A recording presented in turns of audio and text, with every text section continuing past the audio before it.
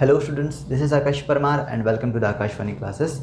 First of all, I would like to wish you all a very happy monsoon as raining has been started. But as the raining has been started, there is now a lot of chances to get cold and cough. So I do request you to be safe at home, be at home and take care of yourself. That is, avoid to go to hospitals. Now in today's video, we are going to start the chapter number 6 of science, that is life processes, which is of biology part. Now lesson number 6, life processes, is going to be very much interesting to you if you are interested to know what happens inside our body. How do the heart work? How do the respiration process takes place?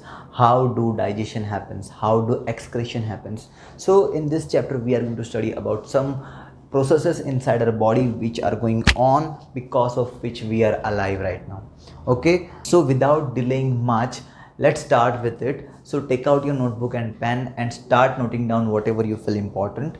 So in the beginning of the chapter, there is a question that how can we differentiate between living beings and non living beings. हम living beings और non living beings के बीच में किस तरह से differentiate कर सकते हैं. Now if we see a dog running और ए काउ चिविंग कर्ड और a man shouting on the street, okay, ये तीनों के तीनों एग्जाम्पल्स देख के हम कह सकते हैं कि ये तीनों जो है वो लिविंग बींग्स है, the dog, the cow and the man. But what if the dog और द काउ एंड और the man go to sleep? If they asleep, what will happen? Are they still alive? How can we say that? Yes, they are alive because we will see them breathing. हम उनको breathing करते हुए देख सकेंगे. When they will breathe, their body will move and we will say that they are still alive. Okay? Now what about plants? अगर हम plants की बात करें तो क्या plants भी alive है? Yes, plants are also alive. They do grow with time. Time के साथ साथ उनका growth होता है, right? Means they to do the movement, but their movement is growth related. उनका जो मूवमेंट होगा वो ग्रोथ रिलेटेड होगा. So from this examples what do we conclude that if we see something moving growth related और any type of movement, we will say that they are living. But it is not compulsory for everything which is living, because there are so many organisms, so many animals, so many plants which do not move visibly. There are some plants जिसकी growth visible नहीं है फिर भी वो alive है.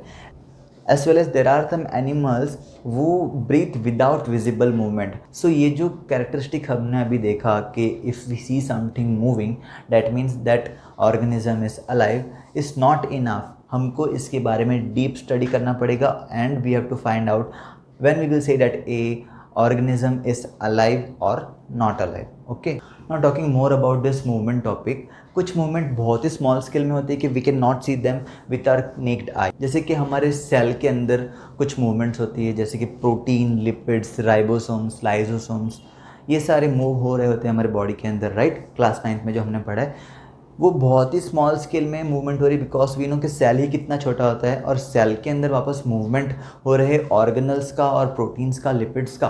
तो क्या ये इतने स्मॉल स्केल में भी जो मूवमेंट हो रहा है वो इम्पॉर्टेंट है हमारे सर्वाइवल के लिए? According to the biologist, yes, it is important.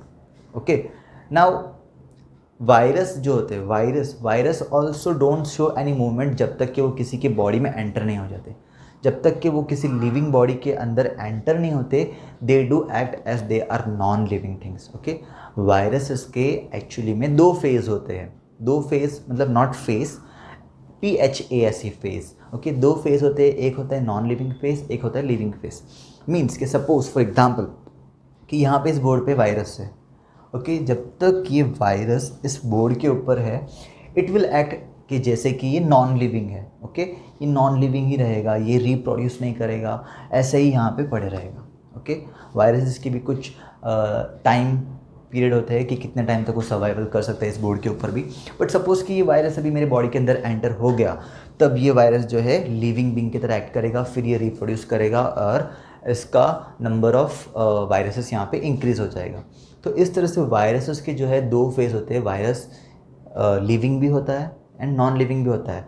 Living कब होगा? जब वो किसी के बॉडी के अंदर एंटर होगा. और नॉन लिविंग कब होगा? जब तक वो किसी पर्टिकुलर लिविंग बॉडी के बाहर है. ओके, तब तक वो नॉन लिविंग रहेगा. तो इसीलिए एक कंट्रोवर्सी भी है अबाउट के वायरसेस आर लिविंग और दे आर नॉन लिविंग. सो उनके एक्चुअली में दो फेज है, ठीक है. फिलहाल के स्टडी के अकॉर्डिंग उनके दो फेज है, they are living also and they are non living also. Now movements of molecules इतना ज़्यादा इंपॉर्टेंट क्यों है? In class 9th, we have seen that living organisms are well defined structures. अलग अलग टाइप के ऑर्गेनिजम्स होते हैं. कुछ ऑर्गेनिजम्स के पास टिश्यूज़ हो सकते हैं, ओके. टिश्यूज़ में सेल होते हैं, group of cell combines and they form tissue. उस सेल के अंदर फर्दर अगर हम डीप में जाए तो they do have smaller organs which are commonly called as organelles, okay. Some organelles we have seen before in class 9th, like lysosomes, mitochondria, Golgi body, ribosomes, okay. This we have seen in class 9. So यहाँ पे जो external environment है, external environment के contact में आने से यहाँ पे ये जो ऑर्डर है वो ब्रेक डाउन हो सकता है. और अगर ये ब्रेक डाउन हो तो कोई भी लिविंग ऑर्गेनिज्म सर्वाइव नहीं कर पाएगा. फॉर एग्जांपल सपोज़ के हमें कोई इंजरी हो जाती है, ओके. सपोज़ के बचपन में खेलते खेलते हम गिर जाते थे, तो सपोज़ के हमारा जो नी है वो वहाँ से ब्लीडिंग स्टार्ट हो गई है. तो वो ब्लीडिंग स्टार्ट होने के कुछ समय के बाद क्या होगा, वहाँ पे एक थिक लेयर आ जाएगा, वहाँ पे ब्लीडिंग स्टॉप हो जाएगा और कुछ दिनों के बाद वहाँ पे क्या हो जाएगा, न्यू स्किन का फॉर्मेशन हो जाएगा एंड इट विल हील और वो रिकवर हो जाएगा. तो यहाँ पे ये कब पॉसिबल हो पाया, जब हमारे बॉडी में मूवमेंट हो रहा था. उस नी के यहाँ पे जो भी मॉलिक्यूल्स प्रेजेंट थे, ओके, ब्लड के मॉलिक्यूल्स थे, ब्लड के अंदर भी जो भी चीज़ें हैं, प्लेटलेट्स है, WBC, RBC, वॉट एवर देयर है, they do have their function. उनके कुछ ना कुछ फंक्शन होते हैं, वो वहाँ पे फंक्शन कर रहे हैं, डेट इज़ वाई ये हो पाया. और पूरी की पूरी बॉडी इस तरह से मॉलिक्यूल से बनी हुई है. सो ये पूरे बॉडी का मेंटेनेंस और रिकवरी के लिए movements of molecules are very important, okay. इसीलिए हमारे अंदर जो भी स्मॉल मॉलिक्यूल्स भी है, द बेसिक मॉलिक्यूल्स भी है, उनका मूवमेंट भी इसीलिए इम्पॉर्टेंट है because they do maintain and repair our body, okay. Now we will study about life processes which is the main topic of this chapter. Now ये जो मूवमेंट्स हो रहे हैं मॉलिक्यूल्स के, वो कंटिन्यूसली हमारे बॉडी में हो रहे हैं. Even if we are sitting और स्लीपिंग और standing, this movements of molecules are continuously going on and this are maintaining our body. ये हमारे बॉडी को मेंटेन रख रहे हैं, हमारा लाइफ सस्टेन कर रहे हैं और ये मूवमेंट कंटिन्यूसली हो रहे हैं. कहीं पे ब्रेक डाउन हो रहा है तो उसको रिपेयर कर रहे हैं, ओके. कुछ एबनॉर्मल हो रहा है तो हमको इंडिकेट कर रहे हैं कुछ एबनॉर्मल बॉडी के अंदर, ओके. सो ये जो कंटिन्यूसली मूवमेंट हो रहा है मॉलिक्यूल्स का हमारे बॉडी के अंदर.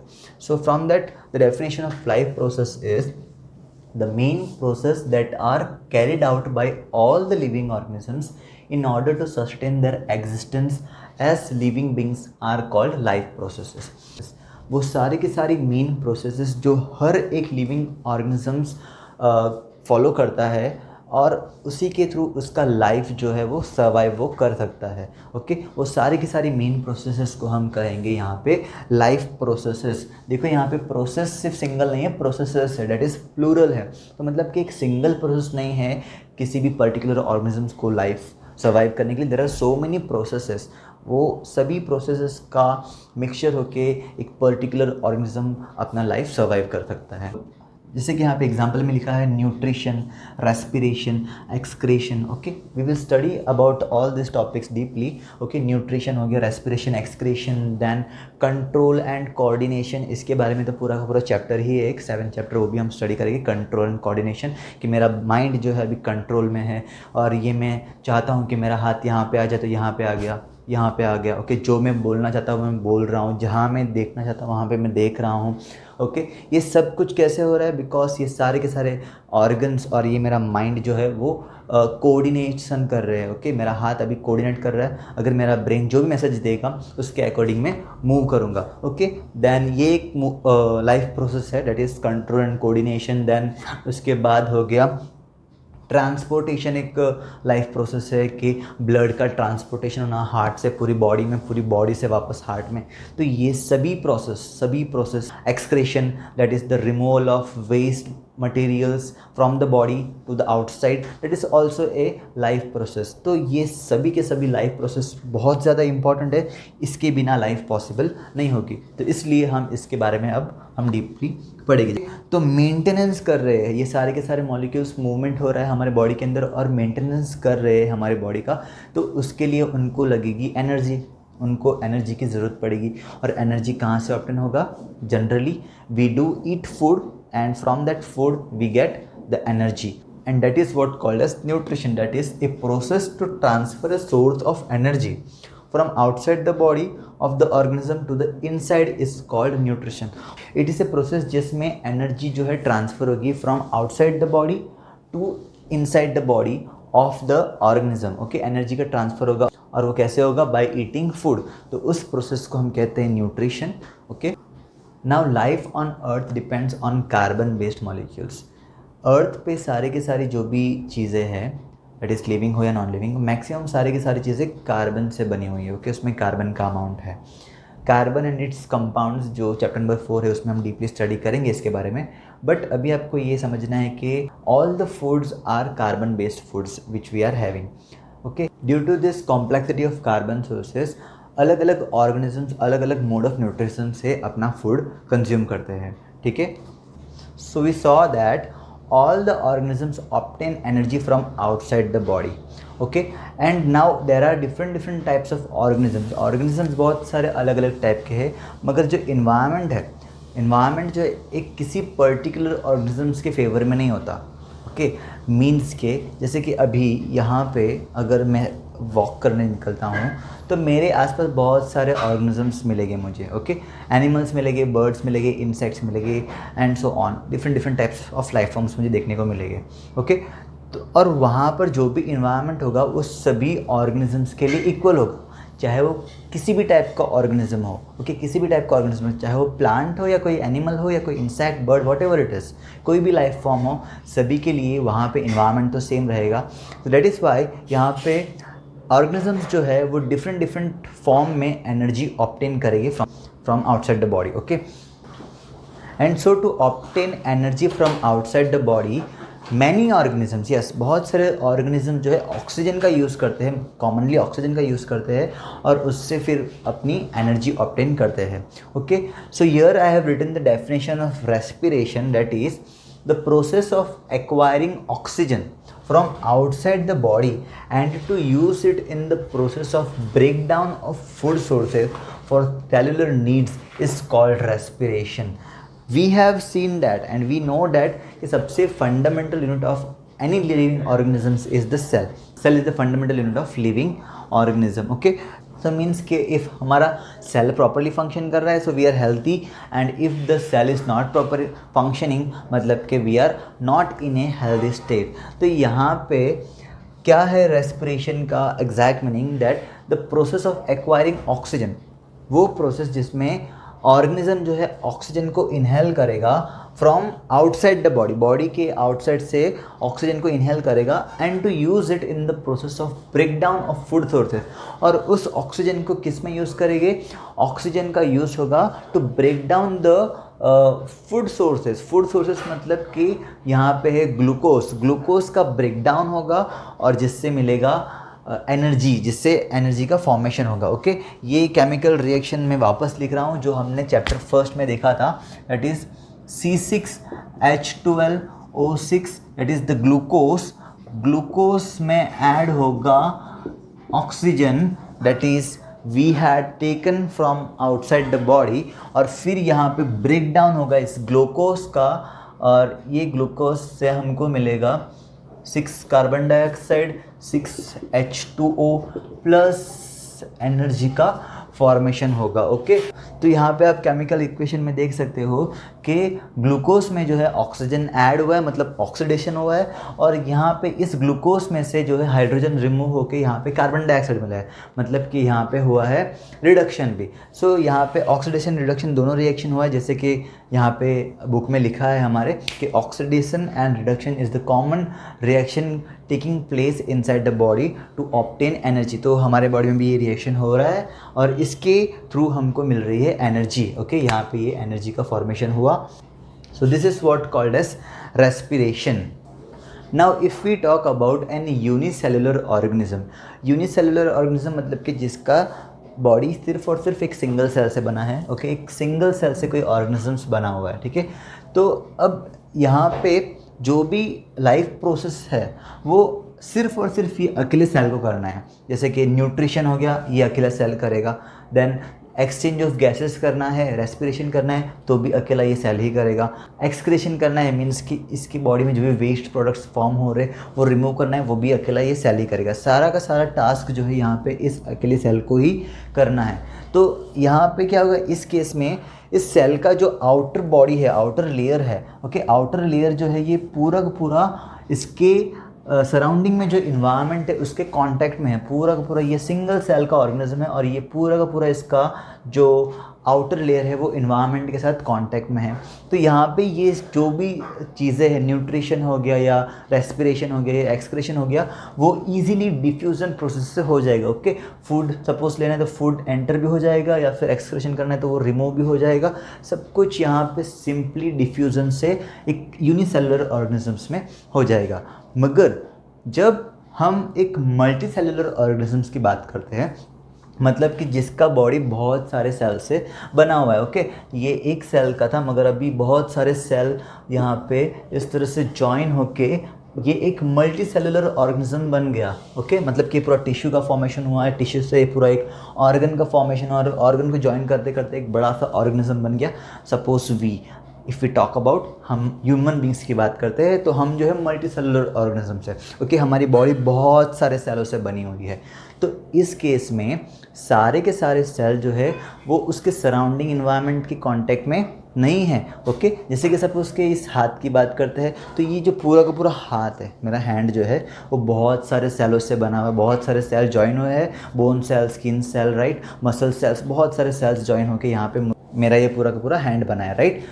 तो क्या यहाँ पे ये सारे के सारे सेल इसकी फिजिकल इन्वायरमेंट के कांटेक्ट में है? No, it is not, right. जैसे कि आउटर लेयर का जो सेल है वो तो आउटसाइड इन्वायरमेंट के साथ कांटेक्ट में है, मगर हम इनर सेल की बात करें, बोन सेल की बात करें, मसल सेल की बात करें, so they are not in contact with the environment directly. तो यहाँ पे ये सिंपल डिफ्यूज़न वाला प्रोसीजर पॉसिबल नहीं हो पाएगा। सिंपली जो है फूड इनटेक कर लिया, एक्सक्रेशन भी सिंपली हो गया, नो, ओके। तो मल्टी सेलुलर ऑर्गेनिज्म में जो है ये सिंपल डिफ्यूज़न से लाइफ प्रोसेस पॉसिबल नहीं हो पाएगा, जैसे कि सिंगल सेल में हो जाएगा, यूनिसेलुलर में हो जाएगा। Now in the previous classes we have seen that कि मल्टी सेलुलर ऑर्गेनिजम्स में डिफरेंट टिश्यूज़ का अपना अपना एक स्पेशलाइज्ड फंक्शन होता है, ओके। वो अपने फंक्शन पे ही फोकस करेगा, दूसरा कोई फंक्शन नहीं करेगा। For example, if we talk about the muscles of heart, that is we call as the cardiac muscles. Now heart का काम क्या है? ब्लड को पंप करना। तो वो जो कार्डियक मसल्स है वो सिर्फ और सिर्फ अपने फंक्शन पे ही फोकस करेंगे। They will make pressure for the blood so that they can flow, okay. So हर एक ऑर्गन या हर एक टिश्यू का अपना अपना स्पेशलाइज्ड फंक्शन है, ओके। सो अब तक हमने देखा कि फूड और ऑक्सीजन की मदद से हमें जो है एनर्जी मिल रही है, right, food and oxygen both से।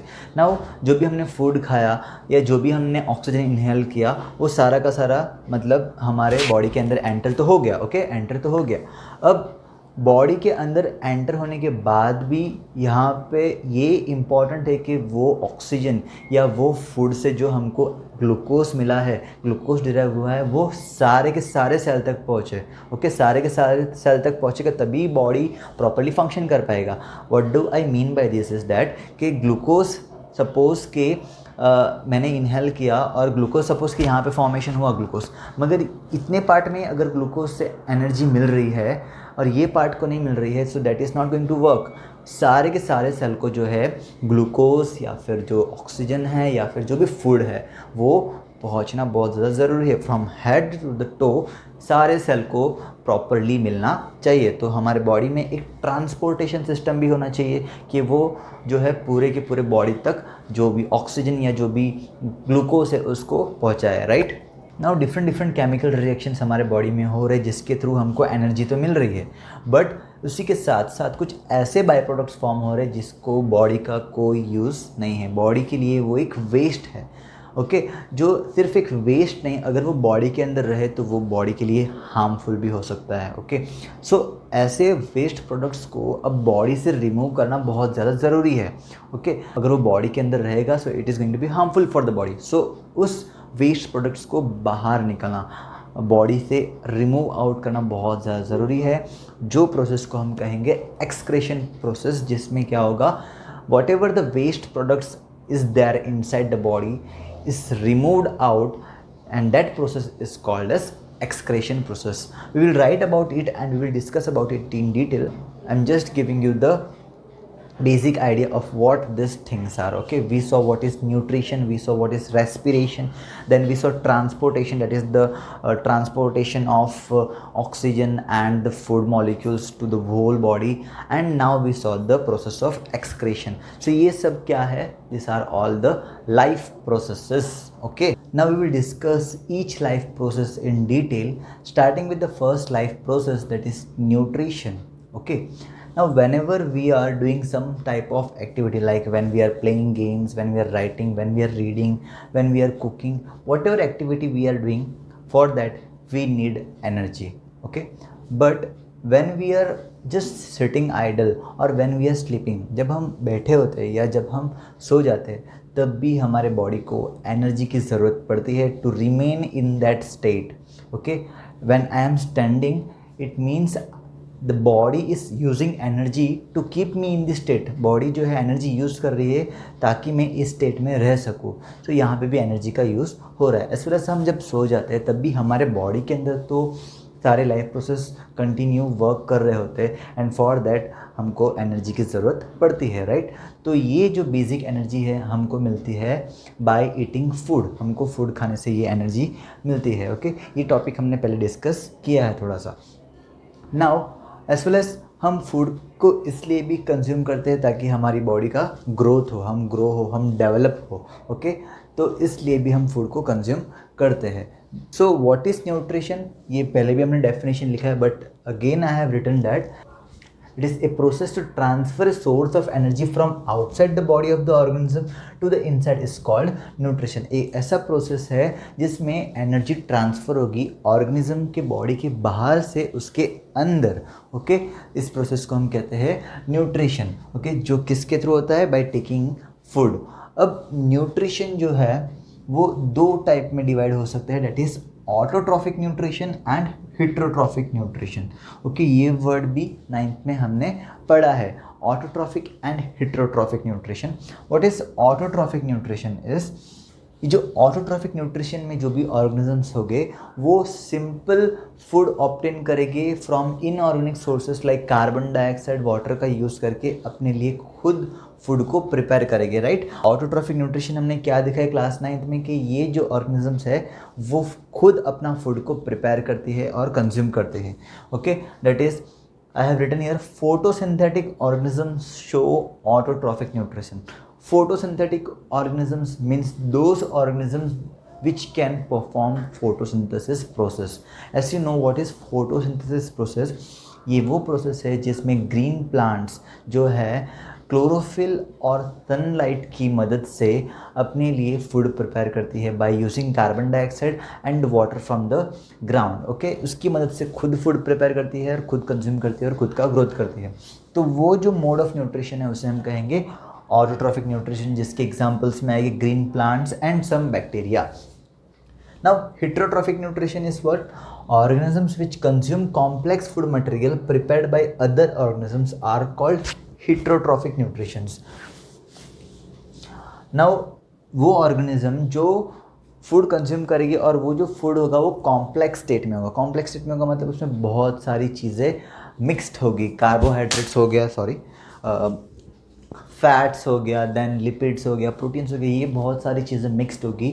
अब ये जो सारे के सारे कॉम्प्लेक्स मॉलिक्यूल्स है इनका ब्रेक डाउन करना बहुत ज़्यादा ज़रूरी है. ब्रेक डाउन करने के बाद उसको सेपरेटली पूरे बॉडी में ट्रांसफ़र किया जाएगा. Okay all this carbohydrates, protein, fat and all that. तो यहाँ पे इस ब्रेक डाउन को करने के लिए बॉडी के अंदर होंगे biological catalyst which is called as enzymes, जो कॉम्प्लेक्स फूड मटेरियल को सिंपलर सब्सटेंस में कन्वर्ट करेंगे. Okay so organisms which consume complex food material, जो कॉम्प्लेक्स फूड मटेरियल को कंज्यूम करेंगे प्रिपेयर्ड बाय अदर ऑर्गेनिजम्स, जो और कोई ऑर्गेनिजम्स ने प्रिपेयर किया होगा उसे कंज्यूम करेंगे, वैसे वाले ऑर्गेनिज्म को हम कहेंगे हेटेरोट्रॉफिक ऑर्गेनिजम्स, और वो जो मोड ऑफ न्यूट्रिशन होगा उसे हम कहेंगे हेटेरोट्रॉफिक न्यूट्रिशंस।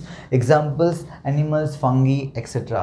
ओके, सो ये जो है हेटेरोट्रॉफिक न्यूट्रिशन जो है ये ऑटोट्रॉफिक जो ऑर्गेनिजम्स है उसके ऊपर डायरेक्टली या इनडायरेक्टली डिपेंड करेंगे। ओके, क्योंकि ऑटोट्रॉफिक खुद अपना फूड प्रोड्यूस करेगी, हमने देखा है autotrophic nutrition means the producers. Okay, this are all the producers, और हेटेरोट्रॉफिक में कौन आएंगे? Consumers. Okay, so autotrophic nutrition जो खुद अपना फूड प्रोड्यूस करेंगे, और हेटेरोट्रॉफिक न्यूट्रिशन मीन्स जो दूसरे ऑर्गेनिजम्स पे डिपेंड करेंगे उनसे अपना फूड कंज्यूम करेंगे। Okay, now discussing a little deeper about autotrophic nutrition, carbon and energy is derived by photosynthesis. Now in autotrophic nutrition the organisms को जो कार्बन और एनर्जी है वो किसके थ्रू मिलती है? By the process of photosynthesis. Okay, photosynthesis process की मदद से ऑर्गेनिजम्स को कार्बन और एनर्जी ऑब्टेन होता है in autotrophic nutrition. Clear? Second is carbon dioxide and water are converted into carbohydrates in presence of sunlight and chlorophyll. Now photosynthesis process के बारे में हमने बहुत पहले से पढ़ा है कि इसमें होता क्या है। सो हियर कार्बन डाइऑक्साइड और वाटर। ओके, कार्बन डाइऑक्साइड कहाँ से मिलेगा? From the atmosphere, and where the plants are going to get water from the ground. Okay, from the soil they will get water. So carbon dioxide और water obtain करेंगे और उसका फिर conversion होगा किसमें? Carbohydrates. Okay, carbon dioxide and water will be converted into carbohydrates. मगर ये procedure किसके प्रेजेंस में होगा? यस, सनलाइट भी ज़रूरी है यहाँ पे, और क्लोरोफिल भी यहाँ पे ज़रूरी है। Okay, chlorophyll where it is present? It is present in chloroplast which is inside the cell. Okay, plant cell. Okay, the third point is carbohydrates are utilized for providing energy to plants. अब ये जो carbohydrate obtain हुआ है, carbohydrate bye carbon dioxide and water से जो ये carbohydrate obtain हुआ है इसका किस में यूटिलाइज होगा? It will be used for providing energy to plants. इसकी मदद से प्लांट्स को एनर्जी मिलेगी। ओके, अब सारा का सारा एनर्जी एक साथ तो प्लांट यूज़ नहीं कर देगा। ओके, कुछ एनर्जी जो है वो स्टोर करके रखेगा। So that energy which stored inside the plant, okay, that energy will be called as starch, जिसे हम कहेंगे starch. Okay, as well as जो एनर्जी हम एनिमल्स में जो स्टोर होकर जो एनर्जी रहती है that is called as glycogen. Okay, suppose कि आज मैंने खाना खा लिया तो अभी सपोज़ कि 3 दिन या 2 दिन मैं खाना नहीं खाऊंगा तो क्या मैं सर्वाइव नहीं कर पाऊंगा? नो, 2 या 3 दिन जो है और वॉट एवर मैक्सिमम डिस मैं कवर कर सकता हूँ विदाउट फूड मैं सर्वाइव कर सकूँगा बिकॉज ऑफ दिस ग्लाइसोजन। जो ग्लाइसोजन यानी कि जो स्टोर्ड एनर्जी मेरे बॉडी के अंदर रहेगी उसकी मदद से मैं सर्वाइव करूँगा। ओके, सो स्टोर्ड एनर्जी दोनों याद रखना है। स्टोर्ड एनर्जी जो प्लांट के अंदर रहेगी that will be called as starch, and stored energy in animals will be called as glycogen. Clear?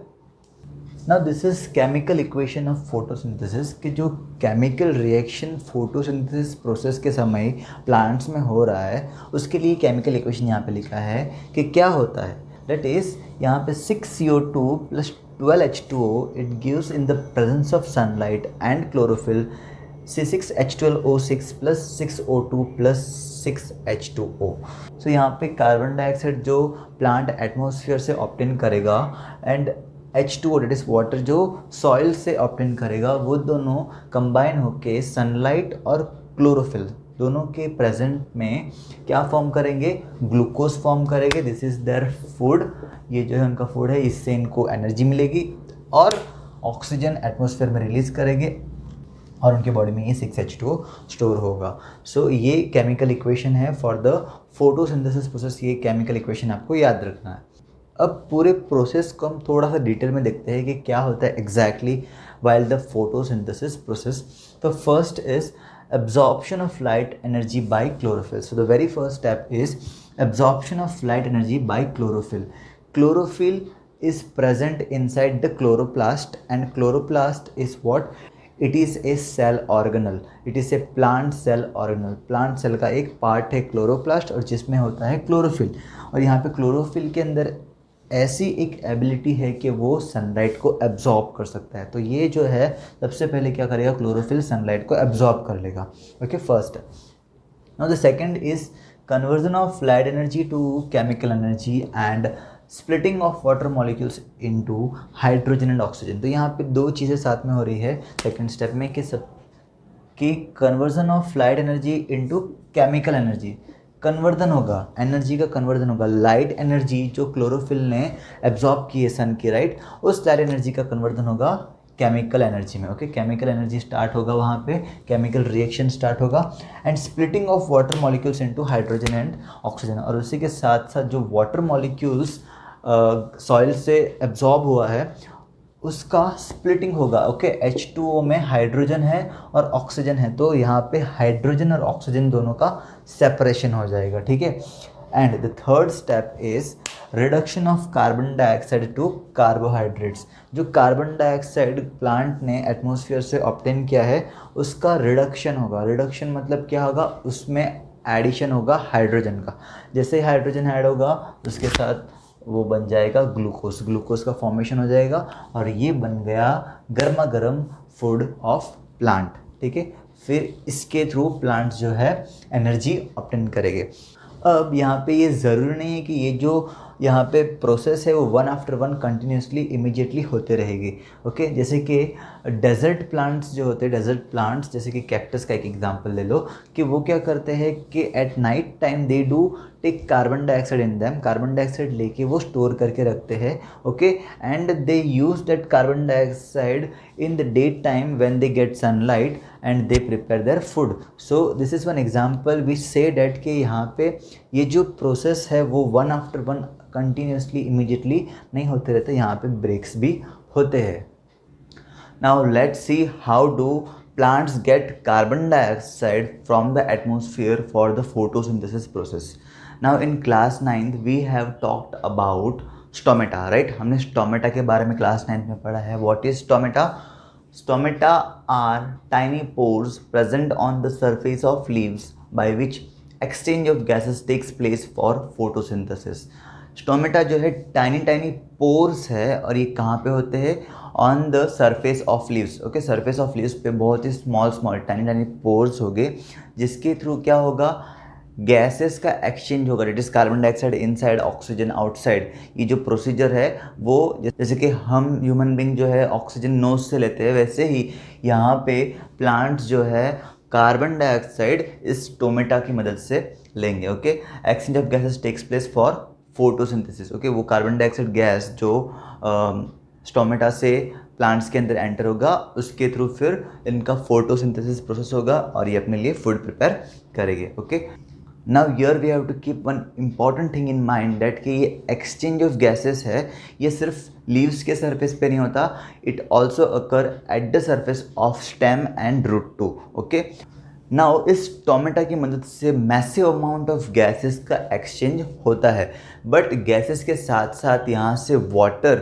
भी लॉस हो सकते हैं। प्लांट्स में जो वाटर का अमाउंट है वो भी इस स्टोमेटा के पोर्स से रिमूव आउट हो सकते हैं। जब भी प्लांट को कार्बन डाइऑक्साइड की ज़रूरत नहीं है, ये जो पोर्स है वो क्लोज हो जाते हैं ताकि इसमें से वाटर लॉस ना हो। ओके, तो यहाँ पे जैसे कि फिगर दिया हुआ है स्टोमेटा का आपके टेक्स्ट बुक में, स्टोमेटा A और B दो फिगर दिए हुए। A is when the stomata is open and B is when the stomata is closed. Okay, here this is a stomata when it is opened, and here some labeling we have done, that is this is the guard cells which is the kidney shaped guard cell which we used to say kidney shaped guard cells, and here this is the stomatal pore. ये pore है जिसके through gases का exchange होगा, gases as well as water भी इसमें से loss out हो सकते हैं। Okay, and this small small green colour dots are the chloroplast, और क्लोरोप्लास्ट में क्या होता है, देयर इज क्लोरोफिल जिसके थ्रू क्या होगा, फोटोसिंथेसिस प्रोसेस पॉसिबल हो पाएगा। तो ये फिगर है स्टोमेटा का when the stomatal pore is open. Okay, when it is open, और ये गैसेस एक्सचेंज और वाटर लॉस इसमें से होगा। मगर जब भी प्लांट को कार्बन डाइऑक्साइड की ज़रूरत नहीं है तो इस तरह से ये क्लोज हो जाएगा और यहाँ से अब कार्बन डाइऑक्साइड अंदर नहीं जाएगा और ना ही वाटर लॉस होगा। सो इस तरह से स्टोमेटा का मूवमेंट पॉसिबल है। एंड यहाँ पे we have to remember one thing also, that कि ये जो opening and closing of stomata है ये किसके थ्रू होता है, this is done with the help of this kidney shaped guard cell. Okay, guard cell के कंट्रोल में है कि ओपन और क्लोज कब होना है। ठीक है, जब भी वाटर ये गार्ड सेल में फ्लो करेगी तो ये गार्ड सेल जो है स्वेलअप हो जाएगा और ऐसे रिजल्ट ये पोर जो है वो ओपन हो जाएगा। ओके, एंड जब भी ये श्रिंक हो जाएगा, ये गार्ड सेल जो है श्रिंक हो जाएगा, तब ये जो पोर है वो क्लोज हो जाएगा और यहाँ पे गैसेस एक्सचेंज नहीं होगा।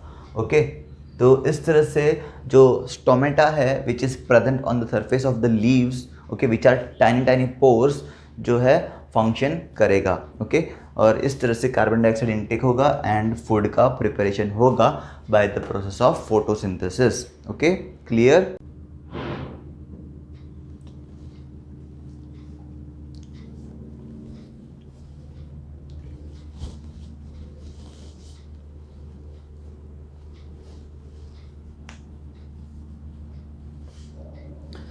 नाउ सो फार, सो अब तक हमने देखा कि किस तरह से प्लांट्स अपना एनर्जी ऑब्टेन करता है by the process of photosynthesis, carbon dioxide use करता है एंड वाटर का यूज़ करके। सो अब तक हमने देखा कि प्लांट्स किस तरह से अपना एनर्जी ऑब्टेन करता है by taking carbon dioxide, water, sunlight and chlorophyll. ये सभी की मदद से किस तरह से फोटोसिंथेसिस प्रोसेस होती है और जिसके थ्रू प्लांट्स को एनर्जी मिलती है। बट प्लांट्स के ग्रोथ के लिए कुछ और रॉ मटेरियल्स की भी ज़रूरत पड़ती है, जैसे कि कुछ मैक्रो न्यूट्रिएंट्स है, जैसे कि एक मिनट में मार्कर भूल के मैं लेके आता हूँ।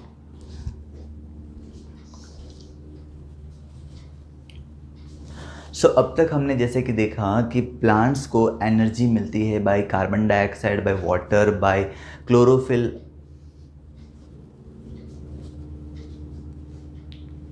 सो जैसे कि अभी तक हमने देखा कि प्लांट्स को एनर्जी मिलती है by the process of photosynthesis, right, जिसमें वो कार्बन डाइऑक्साइड का यूज़ करता है, water, then sunlight and chlorophyll. ये सब की मदद से प्लांट्स अपने लिए एनर्जी ऑब्टेन करता है। बट प्लांट के ग्रोथ के लिए सिर्फ एनर्जी सफिशिएंट नहीं है, उसके साथ साथ कुछ और रॉ मटेरियल्स भी प्लांट्स को ज़रूरत पड़ेगी उसकी, जिसके थ्रू उसका ग्रोथ होगा। ठीक है, जैसे कि कुछ मैक्रोन्यूट्रिएंट्स हमने पढ़े हैं क्लास 9th में। नाइट्रोजन है, फॉस्फोरस है, देन मैग्नीशियम है, देन आयरन है। ये सारे क्या है, न्यूट्रिएंट्स है जिसके थ्रू प्लांट्स का ग्रोथ होता है। और ये सब भी कहाँ से मिलते हैं? They get this from the soil only. Soil से ही ये सारी चीज़ उनको मिलती है, जिसमें से ये 3 जो है हमने पढ़ा था, दिस 3 आर मैक्रोन्यूट्रिएंट, जो प्लांट को ज़्यादा हेल्पफुल है, ज़्यादा इसकी ज़रूरत होती है। And this iron is the micronutrients, right, तो ये हमने पढ़ा था। तो यहाँ पे ये सारी चीज़ भी प्लांट को सॉइल से ही ऑब्टेन होती है। और ये जो है, जैसे कि हमने पढ़ा है, प्लांट में जाइलम एंड फ्लोएम होते हैं। जाइलम क्या करता है? जाइलम जो है वो एक ऐसा वेसल है जिसके थ्रू प्लांट में वाटर और मिनरल्स का ट्रांसपोर्टेशन होता है। वाटर और मिनरल्स यानी कि वाटर और ये सारे जो न्यूट्रिएंट्स है वो जाइलम के थ्रू ट्रांसपोर्ट होगा पूरे प्लांट में, और जो फूड है वो फ्लोएम के थ्रू ट्रांसपोर्ट होता है। ओके, तो ये सारी भी न्यूट्रिएंट्स जो है, जो प्लांट्स की ग्रोथ के लिए बहुत ज़्यादा नेसेसरी है, ये सारा कुछ प्लांट को सॉइल से ही मिलता है। ओके, जिसमें से ये जो नाइट्रोजन है, नाइट्रेट्स या नाइट्राइट्स के फॉर्म में कन्वर्ट होके प्लांट्स को ऑब्टेन होता है। नाइट्रेट्स, और नाइट्राइट्स मीन्स ये ऑक्सीजन के साथ कंपाउंड फॉर्म करेगा और उसके बाद ये प्लांट में ट्रांसपोर्ट होगा। ओके, और यहाँ पे ये जो नाइट्रोजन है, ये नाइट्रोजन बहुत ही इंपॉर्टेंट न्यूट्रिएंट है for the synthesis of protein. Protein का फॉर्मेशन इस नाइट्रोजन के थ्रू होगा। Okay, as well as there are some bacteria which makes nitrogen organic compounds, that means nitrogen, carbon और हाइड्रोजन का एक कंपाउंड फॉर्म करेंगे जिसके थ्रू प्लांट को ये न्यूट्रिएंट्स पहुंच पाएगा। Okay, now let's start heterotrophic nutrition. We are done with autotrophic nutrition, now we will start heterotrophic nutrition. Now हर एक ऑर्गेनिज्म जो है अपने इन्वायरमेंट से अडेप्टेड है। इन्वायरमेंट से अडेप्टेड है मतलब कि हर एक ऑर्गेनिज्म जैसा भी उसका इन्वायरमेंट है उसमें सर्वाइव करना सीख जाता है। फॉर एग्ज़ाम्पल जो फ़िश है वो वाटर में सर्वाइव करते हैं बिकॉज वो अपने इन्वायरमेंट से अडेप्टेड है। ओके, हम ह्यूमन बींग्स, हमारा जो एटमॉस्फेयर है उसमें सर्वाइव कर रहे हैं because we are adapted to the environment. So इसी तरह से जो भी सारे ऑर्गेनिजम्स हैं वो अपने अपने इन्वायरमेंट से अडेप्टेड है। अभी जो फॉर्म ऑफ न्यूट्रिशन है हर एक ऑर्गेनिज्म के लिए डिफरेंट डिफरेंट हो सकता है।